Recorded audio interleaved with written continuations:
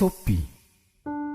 Ribuan tahun yang lalu, sopi merupakan minuman tradisional masyarakat Maluku yang dikelola secara alami.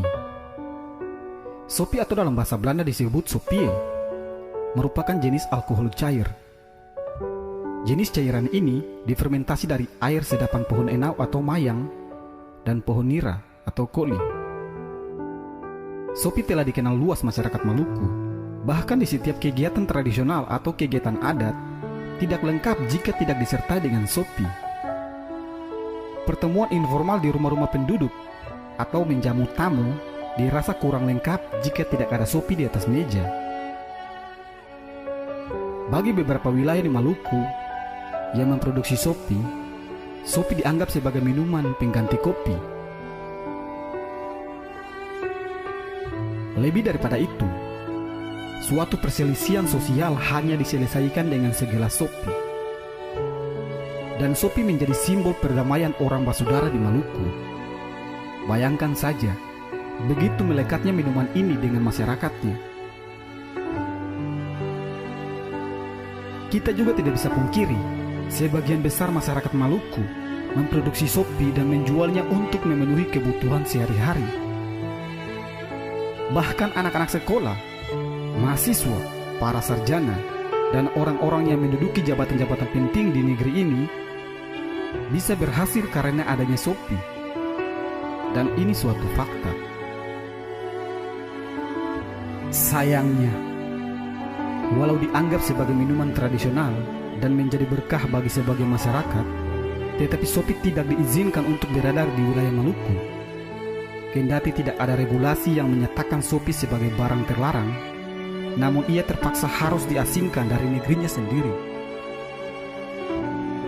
Berkali-kali di Maluku terjadi penyitaan dan pemusnahan sopi milik pengrajin sopi oleh petugas keamanan, dan langkah penindakan terhadap mereka yang mencari nafkah dengan minuman tradisional ini.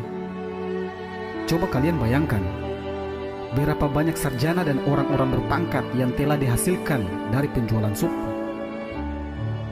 Ataukah Anda salah satunya?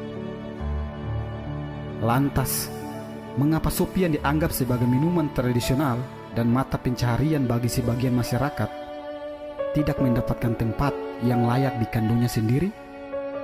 Pertanyaannya adalah, apakah sopi itu ilegal? Kita meninjau pada pasal 18B ayat 2 Undang-Undang 1945 yang berbunyi, negara mengakui dan menghormati kesatuan-kesatuan masyarakat hukum adat beserta hak-hak tradisionalnya.